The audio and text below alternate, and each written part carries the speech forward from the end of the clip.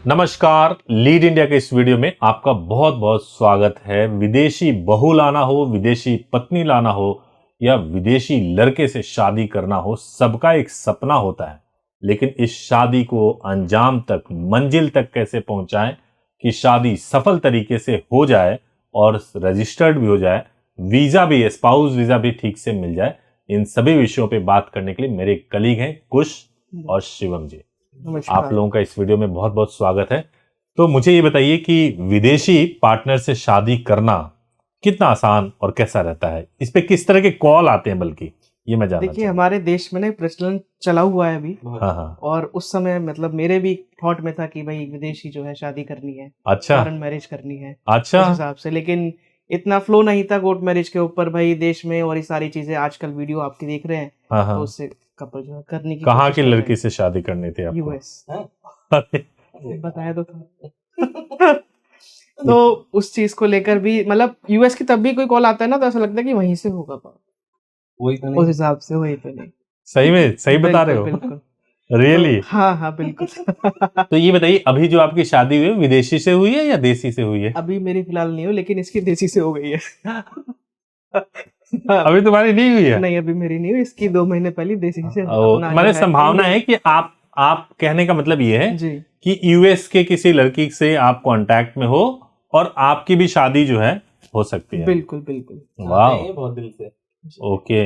लेकिन आप मैं मतलब हाँ, छुपे हुए रुस्तम है, मैं आइडिया नहीं लगा सकता था कि ऐसा भी है। चलो, बट एनीवेज हम प्रोसेस की बात करते हैं। बिल्कुल। हाँ। ये जो मैरिज विद फॉरेन पार्टनर है, आप इसे किस नजर से देखते हैं? क्योंकि इंडिया में इसकी तादाद अब बहुत ज्यादा बढ़ रही है। नहीं, नजर क्या है, बहुत अच्छा है। अगर आपके पार्टनर हैं, आजकल तो पेरेंट्स भी करा रहे हैं। पेरेंट्स जी। का ऐसा है कि मान लीजिए कि पेरेंट्स ने सोचा भाई शादी है, शादी करनी है, या तो लड़का विदेश में नौकरी करता है या कोई विदेशी लड़का ही है, तो फॉरेनर है, अब उसके साथ शादी कर लिया जाए। तो प्रोसेस को लेकर बहुत कंफ्यूजन रहता है। तो मतलब उसमें यही होता है कि भाई आप पहले मैरिज कर लो और मैरिज रजिस्टर्ड करा लो। फॉरेनर हो तो भी कोई दिक्कत नहीं है, आसानी से हो जाती है। तो सबसे बड़ा क्वेश्चन ही मन में होता है कि कहाँ से करें, लोकेशन क्या होनी चाहिए, कहाँ से होना चाहिए, क्योंकि इसके हाँ बताइए। मल्टीपल लोकेशन से कपल्स आते हैं। हाँ जरूरी नहीं कि कपल दिल्ली से हो, हाँ कोई यूपी से भी है, हाँ कोई चंडीगढ़ से भी है। हाँ। तो कहाँ से करें, बेस्ट कहाँ से रहेगा उनके लिए? देखो, ऐसा है ना कि इसके बारे में बात करने से पहले ये जरूरी है जानना कि कौन से एक्ट में करें। ओके। 2 एक्ट है शादी करने के लिए, एक स्पेशल मैरिज एक्ट है और दूसरा है कि मैरिज रजिस्ट्रेशन कराना। यानी कि नॉर्मली विदेशों में कहते हैं कि भाई शादी आपकी स्पेशल मैरिज एक्ट में होनी चाहिए। बहुत कंफ्यूजन है। अब मान लीजिए कोई फॉरेनर है, उसके साथ आपको शादी करना और स्पेशल मैरिज एक्ट में करनी है, तो कहां और कैसे हो सकता है, पहले ये प्रोसेस जान लीजिए, फिर आपको समझ आएगा। फॉरेन पार्टनर है, उसको इंडिया में आना पड़ेगा, 30 दिन रहना पड़ेगा। जिस जगह पे वो रह रहा है उस जगह पे वो स्पेशल मैरिज एक्ट में अप्लाई कर सकता है। 30 दिन का मैंडेटरी स्टे रिक्वायर्ड है यहां पे।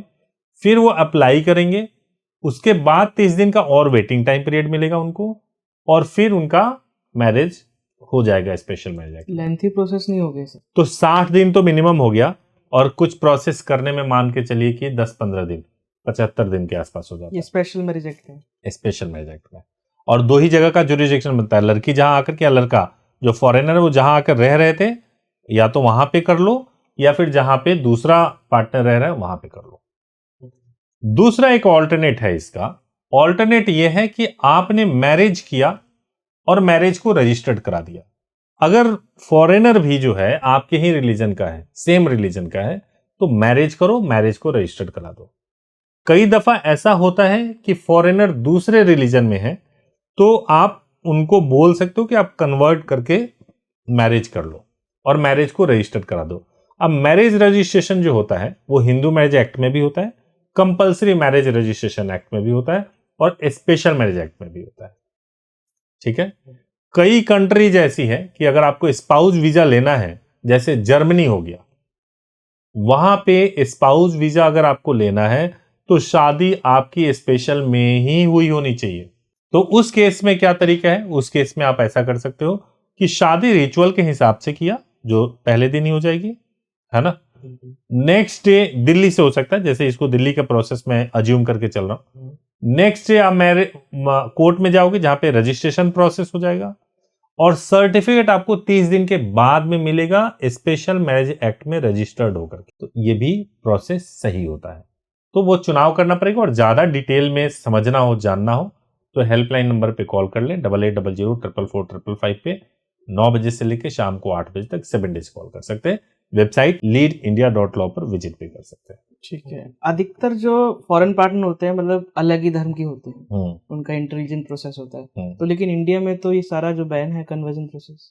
देखिए, कन्वर्जन प्रोसेस बैन नहीं है इंडिया में। इंडिया में कहा गया है कि जबरदस्ती कन्वर्जन नहीं करा सकते। तो अगर कोई फॉरेनर है वो आके अपनी मर्जी से कन्वर्ट करना चाहते हैं तो कोई समस्या नहीं। अपनी मर्जी से कन्वर्ट करना चाहते हो तो कोई दिक्कत नहीं है।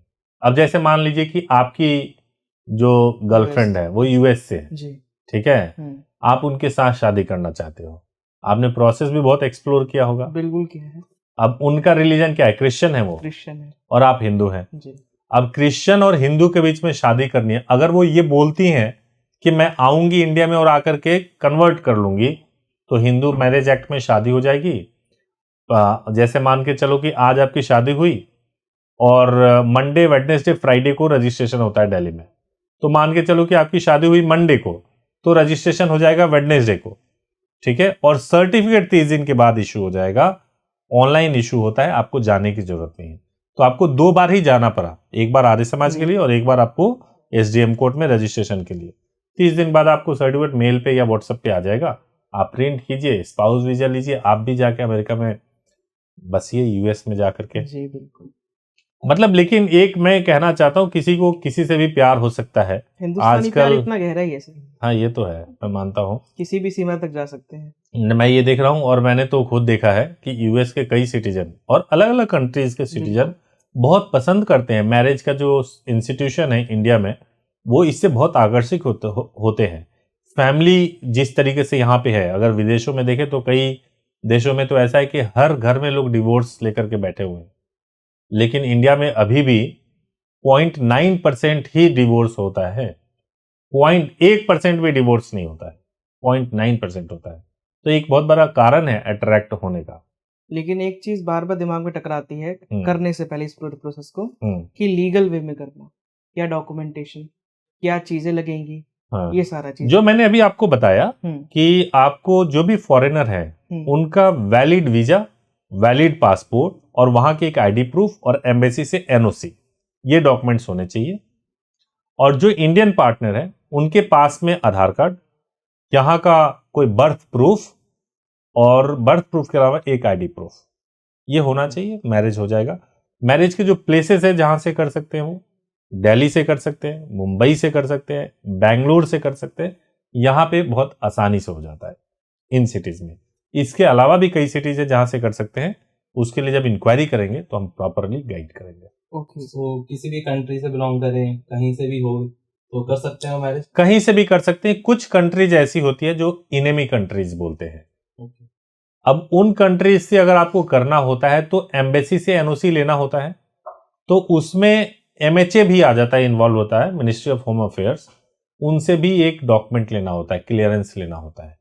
कुछ कंट्रीज में ऐसा होता है, जैसे पाकिस्तान वगैरह को लेकर के। हाँ, यानी अगर मुझे इस चीज को प्रोसीड करना हो तो सबसे पहले मैं अपने डॉक्यूमेंट्स कलेक्ट करके आपके हेल्पलाइन नंबर पे शेयर करूं। सबसे पहले आप हेल्पलाइन नंबर पे बात कीजिए, डॉक्यूमेंट्स हमारे पास भेजिए, उसके बाद से डॉक्यूमेंट वेरीफाई हो, उसके बाद बुकिंग करा लीजिए। और बुकिंग कराने के बाद से जो है, जब भी आपको प्रोसेस करना है, सर्विस टीम का नंबर मिल जाएगा, उनके माध्यम से करा सकते हैं। लेकिन एक चीज है कि मैं इंटरप्ट करना चाहूंगा दोनों को। अभी डॉक्यूमेंट वाली बात है, ये बहुत इंपॉर्टेंट पॉइंट है। एनआरआई कपल के डॉक्यूमेंट, वो अपने डॉक्यूमेंट तो बहुत सिक्योर रखते हैं, क्या यही सिक्योरिटी लीड इंडिया देगी उन्हें? देखिए मैं बताता हूं, आप हमारे व्हाट्सएप पे भेजते हो डॉक्यूमेंट, ठीक है, वो वेरिफिकेशन के पर्पस के लिए भेजते हो, ठीक है। हमारे पास वो पूरी तरह से सेफ होता है, कोई मिसयूज नहीं होता, कुछ भी नहीं होता, और एक खास स्पेशलाइज्ड टीम ही उसको देखती है, तो कोई उसमें मिसयूज नहीं होता। लेकिन एक और बात मैं कहना चाहता हूं कि डॉक्यूमेंट वेरीफाई होने का मतलब 100% वेरिफिकेशन नहीं होता। वो हम 90% कह सकते हैं कि all okay, good to go है, बट लेकिन बाद में जब फाइनल जो होता है वो जब ओरिजिनल लेके आते हो तभी होता है। हाँ ओके, अभी आपने बात कही एक एनओसी की, तो एनओसी काफी बार नहीं मिल पाती है बस को, क्योंकि निकलना होता है टाइम से और वो टाइम टेकन होता है, 30 से 40 दिन का प्रोसेस होगा, एप्लीकेशन देनी होगी। नहीं ऐसा नहीं है, आप अपॉइंटमेंट ले लो और अपॉइंटमेंट लेने के बाद से एनओसी जिस दिन आप जाओगे मिल जाएगा, और नहीं मिलता अगर इनकेस तो एक अलग से एडिशनल डॉक्यूमेंट्स बनवाया जाता है एनओसी के लिए, वो आपको उसकी अलग से एक फीस लगती है, वो हम लोग कराते हैं, बट एनओसी जरूरी होता है, करा ले तो बेटर रहेगा एनओसी। ओके, अब रही बात इसमें विटनेस की है, फॉरेन पार्टनर वाली साइड से विटनेस लगेंगे या मेरी साइड से? अहमदाबाद में करोगे तो जिस कंट्री से हैं वहां के 2 विटनेस चाहिए, 2 विटनेस आपको साथ में लाना पड़ेगा। दिल्ली से करोगे, स्पेशल में कर रहे हो तो 3 विटनेस चाहिए, मुंबई से स्पेशल में कर रहे हो तो 3 विटनेस चाहिए, बैंगलोर में 4 विटनेस चाहिए। तो सब जगह का अलग अलग नियम है, लेकिन मिनिमम 2 मैक्सिमम 4 विटनेस की रिक्वायरमेंट होती है। एक चीज और है कि जैसे एनओसी वगैरह मिल जाता है, हर चीज मिल जाता है, तो उसके बाद से जो सर्टिफिकेट मिलता है उसका वैलिडेशन क्या रहता है? कुछ एम्बेसी से क्रॉस चेक होता है कुछ ऐसा? जो सर्टिफिकेट मैरिज का हम प्रोवाइड करते हैं, हाँ जी, मतलब आप नहीं, कोर्ट जो प्रोवाइड करते हैं वो सर्टिफिकेट एम्बेसी, अगर आप वीजा वगैरह लेंगे, जैसे आपकी शादी अगर आप यूएस में करते हो तो फिर आपको स्पाउस वीजा लेना जब होगा तो आपके सर्टिफिकेट को पूरी तरह से वैलिडेट किया जाएगा, वो चेक करेंगे और प्रॉपरली चेक किया जाता है उसको। ओके, लेकिन अभी जो है दिल्ली बहुत क्रेज चल रहा है इस मैरिज को लेकर कि दिल्ली से प्रोसेस करेंगे, दिल्ली में सारी एम्बेसीज हैं, इजीली वैलिडेट हो जाएगा। हाँ, कुछ ऐसा है क्या? देखो, देश की राजधानी है दिल्ली, दुनिया के जितने भी कंट्रीज हैं उनको मालूम है दिल्ली का नाम, तो इसलिए यहाँ के सर्टिफिकेट को सभी रिकॉग्नाइज कर सकते हैं, उसके वैलिडिटी पे कोई क्वेश्चन नहीं होता है ना, चूंकि नोन सिटी है तो इसलिए कोई दिक्कत नहीं है। अपोस्टाइल वगैरह में भी आप हेल्प कर देते हैं? बिल्कुल बिल्कुल, उसमें भी अगर आपको करवाना होगा तो करवा देंगे। आपके जितने डीप क्वेश्चन हैं वो मुझे तभी लग रहा है जब आपको मतलब एक्सपीरियंस है, लगता है बहुत बार आपने जो है डिस्कस कर लिया। तो यार एक बात बताओ, तुम तो शिफ्ट हो जाओगे यूएस में? बिल्कुल बिल्कुल। शादी के बाद एक बार वैलिड प्रोसेस हो जाए, उसके बाद अपोस्टाइल वगैरह सारी चीजें हो जाए, उसके बाद तो रह नहीं। मैं वहां नहीं आऊंगा भाई, टिकट की तरह तो ले लियो भाई, ले लियो लेकिन मैं खर्चा बहुत होता है इसमें थोड़ा सा, कि मतलब एक मैं कहूँ तो इंडियन मैरिज के हिसाब से इसमें खर्चा काफी होता है, लेकिन अगर एक लीगल प्रोसेस है तो खर्चे की चिंता नहीं करनी चाहिए। सही बात है, सही बात है, सही बात है। अब ये तो है, फैक्ट है। क्या, चलिए, अच्छा लगा इस वीडियो में डिस्कस करके। थैंक यू सो मच आप लोग इस वीडियो में, थैंक यू सो मच। आपको अच्छा लगा हो तो जरूर कमेंट कीजिए और बताइएगा। Thank you so much.